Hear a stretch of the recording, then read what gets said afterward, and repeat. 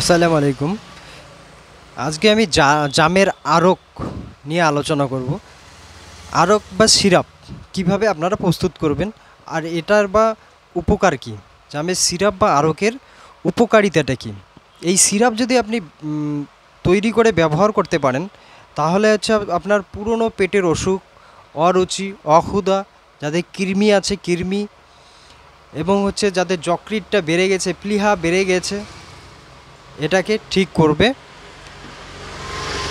অবশ্যই এগুলো ঠিক হয়ে যাবে। তো কিভাবে এর প্রস্তুত প্রণালী সেটা আমি আজকে আলোচনা করব। 1 কেজি ভালো সুপক্ক জামের রস নেবেন। এটা হচ্ছে জামের রস বানাবেন, সেটা আপনি চালনিতে বানাতে পারেন, চিপে বানাতে পারেন, যেভাবেই হোক 1 কিলো আপনি জামের রস নেবেন। ভালো ফল দেখে জামের রস নেবেন। সেটাতে কি করবেন, 500 গ্রাম মিশ্রি দেবেন, 500 গ্রাম তাল মিশ্রি সেটাকে মিশিয়ে দেবেন।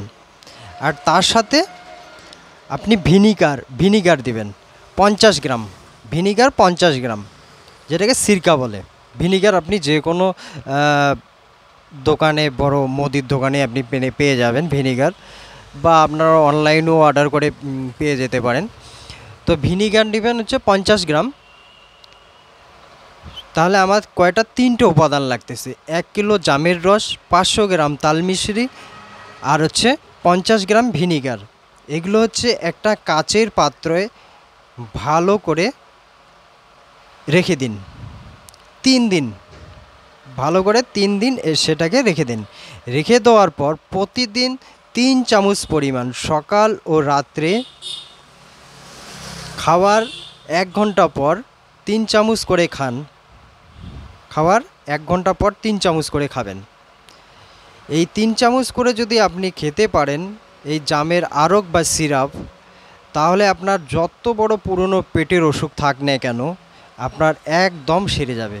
পেট খুব শান্তি লাগবে, পেট গ্যাস অ্যাসিডিটি জমবে না, পেট পরিষ্কার হবে। অরুচি থাকলে অরুচি আপনার সেরে যাবে। যদি কৃমি কারো থাকে, গুঁড়ো কৃমি যাদের থাকে, সেই কৃমি আপনাদের থাকবে না।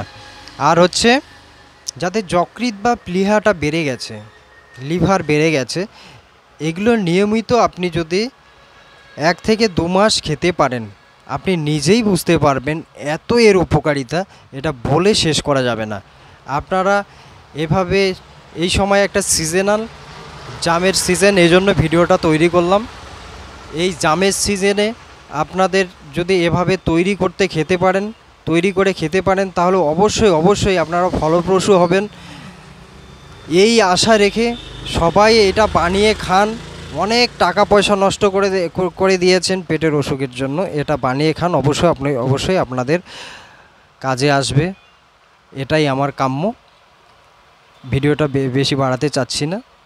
সবাই আশা করি বানিয়ে খাবেন। যাদের প্রয়োজন আছে সবাইকে শেয়ার করে দেবেন। অবশ্যই একটা ভালো জিনিস, আশা করি সবাই বানিয়ে খাবেন, এই আশা দেখে আজকে এখানে রেখেছি। আসসালামু আলাইকুম ওয়া রাহমাতুল্লাহি ওয়া বারাকাতুহু।